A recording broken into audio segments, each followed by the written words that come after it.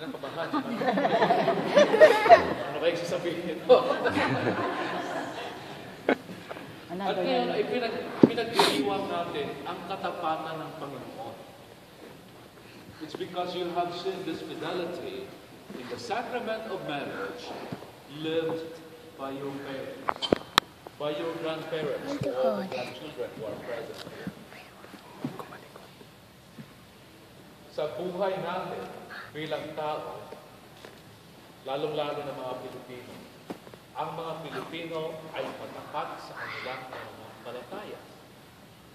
Siguro kaya nga, siguro kaya nagiging, sabihin natin na successful ang buhay ninyo is because of the good example of your grandparents, of your parents. If not because of their faith. Kung hindi sa takot nila sa Diyos, sa pagiging matapat nila sa isa't isa, I don't know what happened to all the children who are here. This Thanksgiving Mass that you offer to the Lord is a thanksgiving for their sacrifice. Alam natin na ang buhay natin sa Pilipinas ay hindi marami. Although we can afford problems sometimes. And without you knowing, siyang anak, sabi na talagang masipag sila. Masipag sa paghahanap buhay para kayo. Iba kasi iniisip ko. Masipag sila na humanap ng paraan para kayong mga anak ay mabuhay. Mabigyan ng damit, mabigyan ng edukasyon, Poging mapapangasawa. mabigyan ng sabihin natin, dreams, fulfill your dreams in life. Kaya sabihin, mayaman ka sa Pilipinas kung siya ang anak ninyo. I don't think you will survive if you don't have faith in God. Siguro, minsan, si Manong wala sa bahay. Kung nag-iisa inyong inay, magluluto, maglilinis, tapos kayong mga magkakapatid, nag-aaway, kung sinong maghuhugas ng plato. So, I know that. Alam na siya eh. Minsan sabihin na, ay naku ho, sumakit ng tiyan ko, mamaya na ako ha. Ganyan. We have so many excuses. But because of the good example of your parents, sinasabi nga na sa ibang video na, you are the light of the world. Ikaw ang nagiging ilaw ng tahanan. At ikaw ang nagiging strength, kalakasan ng pamilya. Because of their good discipline, because of their good sense of life, you become who you are right now. And I think that's a great thing that we have to be grateful for. Especially when you come to the North America na iba ang magiging value mo. Magiging iba ang sense of life. Magiging isang sense of direction. Magiging iba ang direction. Sa Pilipinas, pag disiplinahin ng anak mo, pwede mong paluin. Dito, gagalunin mo lang. Go to your room. Imagine kung hindi nyo dinisiplina itong mga matitigas na ulo ng mga inyong anak, I don't think they will be here today. Probably some of them are in prison, are in jail. Pero dahil kayo ang nagiging ilaw ng tahanan, ikaw ang nagiging, sinasabi natin, the strength of the family. I think that's, you reap the harvest that you have done. So, ito isang maging okasyon, hindi lamang sa pamilya, kundi sa buong pa. Dahil kayo ay patuloy na nagiging matapat sa isa't isa. So, this is a big thing that we have to be grateful for. So, Manong Enzo at saka si Manong Opring, mga anak, lahat kayo narito, palakpakan natin sila.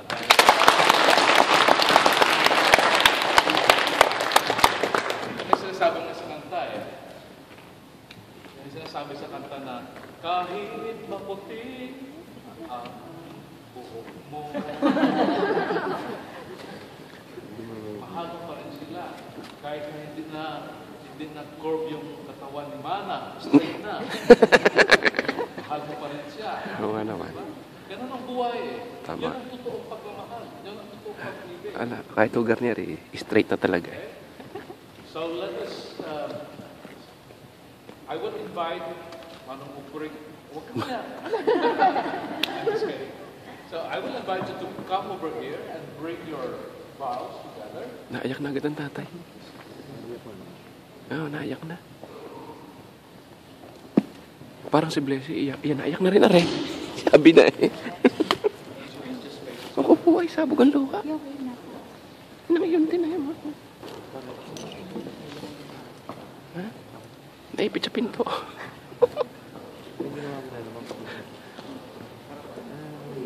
Naload nga sa door 15.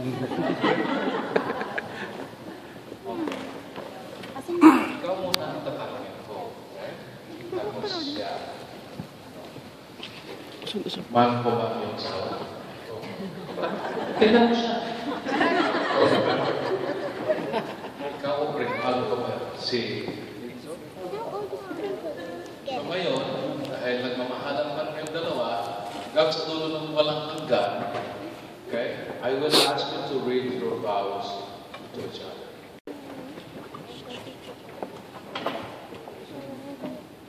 Limang taon na ang lumikas simula ng tiniwan ka.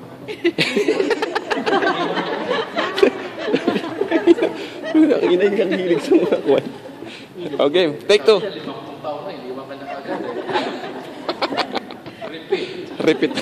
Taon na ang pagsasama simula ng ating unang panumpa sa ating kasal.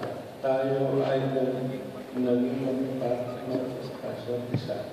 Sa ang kapatan ito, nagpatibay sa ating pagsasama.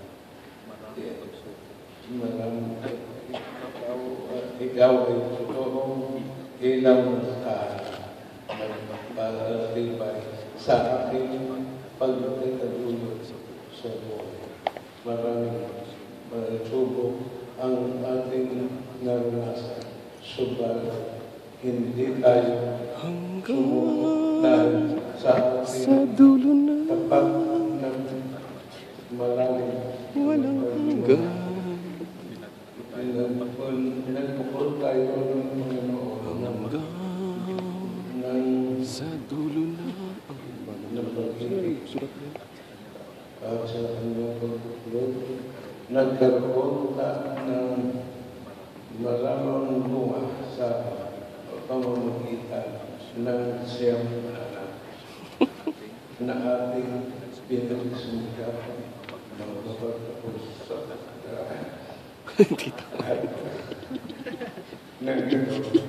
ay aking pinagsimula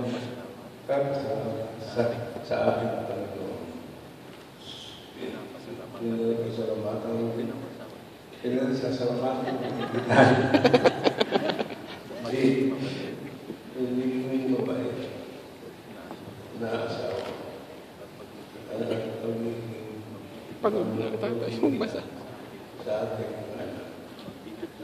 Mag-ingat ka lagi at aking itinanalangin na biyayaan tayo ng araw ng buhay. Salamat sa iyo, Pogeng. Hindi tawa. Wait. Hindi tawa. Yeah. Ito masaya ngayon. Naiyak na. Maalaala mo yan.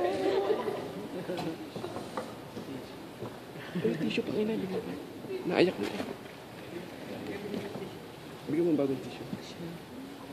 Dalawa. And so,